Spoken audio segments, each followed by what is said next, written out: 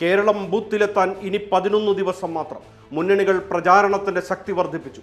അടിയൊഴുക്ക് എങ്ങോട്ടാണെന്ന് തീർത്തു പറയാൻ കഴിയാത്ത സാഹചര്യം. എന്നാൽ 16 മണ്ഡലങ്ങൾ നിർണായകമാണെന്ന് ഉറപ്പ്. ആ മണ്ഡലങ്ങൾ പറയും ആര് ഭരിക്കുമെന്ന്. 16 മണ്ഡലങ്ങളിൽ 5000-ൽ താഴെ വോട്ടുകളാണ് വിധി നിർണയിച്ചതെന്നതാണ് പ്രത്യേകത.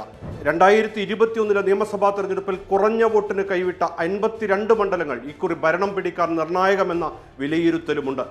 കപ്പിനും ചുണ്ടിനുമിടയിൽ കൈമോശം വന്ന ഈ മണ്ഡലങ്ങൾ പിടിച്ചെടുക്കാനും നിലനിർത്താനുമുള്ള തന്ത്രങ്ങളുമായാണ് മുന്നണികൾ കളം നിറയുന്നത്. 140 മണ്ഡലങ്ങളിൽ 10,000-ൽ താഴെ വോട്ടുകൾക്ക് വിജയിച്ച മണ്ഡലങ്ങൾ ഇക്കുറി ആർക്കൊപ്പം നിൽക്കും എന്നത് മുന്നണികളുടെ നെഞ്ചിടിപ്പേറ്റുന്നു. 33 മണ്ഡലങ്ങൾ ഇങ്ങനെ നഷ്ടപ്പെട്ടതിനെ തുടർന്ന് ഭരണം കൈവിട്ട UDF-നായിരുന്നു ഏറ്റവും വലിയ മോഹഭംഗം. 333 വോട്ടുകൾക്ക് തോറ്റ കുറ്റ്യാടി മുതൽ 9,282 വോട്ടിന് കൈവിട്ട മാനന്തവാടി വരെ ഇക്കൂട്ടത്തിലുണ്ട്. പിന്നീട് ഉപതെരഞ്ഞെടുപ്പിലൂടെ പുതുപ്പള്ളിയിൽ ഭൂരിപക്ഷം ഉയർത്തി. 2,700 വോട്ടിന് കൈവിട്ട നിലമ്പൂർ പിന്നീട് ആര്യാടൻ ഷൗക്കത്തിലൂടെ UDF തിരിച്ചുപിടിച്ചു ഭൂരിപക്ഷം ഉയർത്തി. 16 മണ്ഡലങ്ങളാണ് കുറഞ്ഞ മാർജിനിൽ ഇടതുമുന്നണിയെ കൈവിട്ടത്. ഇതിൽ സംസ്ഥാനത്തെ ഏറ്റവും കുറഞ്ഞ ഭൂരിപക്ഷമായ 38 വോട്ടുകൾ കൈമോശം വന്ന പെരിന്തൽമണ്ണ മുതൽ 7,491 വോട്ടിന് RMBയെ നിയമസഭയിലെത്തിച്ച വടകര വരെ ഉൾപ്പെടുന്നു. NDAക്ക് 3 മണ്ഡലങ്ങളാണ് കുറഞ്ഞ വോട്ടിൽ ആദ്യ ജയം അകന്നത്. 3ാം തവണ അധികാരത്തിലെത്തുക എന്നത് വലിയ രാഷ്ട്രീയ നേട്ടമാണെന്നതിനാൽ കഠിനമായി പണിയെടുക്കുകയാണ് ഇടതുമുന്നണി.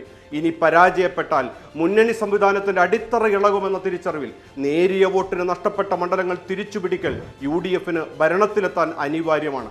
കുറഞ്ഞ വോട്ടിന് LDF-ന് നഷ്ടപ്പെട്ട മണ്ഡലങ്ങൾ പെരിന്തൽമണ്ണ 38 വോട്ടിന്, തൃപ്പൂണിത്തറ 992 വോട്ടിന്, ചാലക്കുടി 1057 വോട്ടിന്, പെരുമ്പാവൂർ 2899 വോട്ടിന്, പേരാവൂർ 3172 വോട്ടിന്, കടത്തുരുത്തി 4256 വോട്ടിന്, കുണ്ടറ 4454 വോട്ടിന്, കൽപ്പറ്റ 5470 വോട്ടിന്, മണ്ണാർക്കാട് 5870 വോട്ടിന്, മൂവാറ്റുപുഴ 6161 വോട്ടിന്, മങ്കട 6246 വോട്ടിന്, കൊടുവള്ളി 6344 വോട്ടിന്, തിരൂർ 7214 വോട്ടിന്, വടകര 7491 വോട്ടിന്, പുതുപ്പള്ളി 9044 വോട്ടിന്. കണക്കുകൾ ഇങ്ങനെ ആശങ്കയുടെ പതാക പിടിക്കുകയാണ്.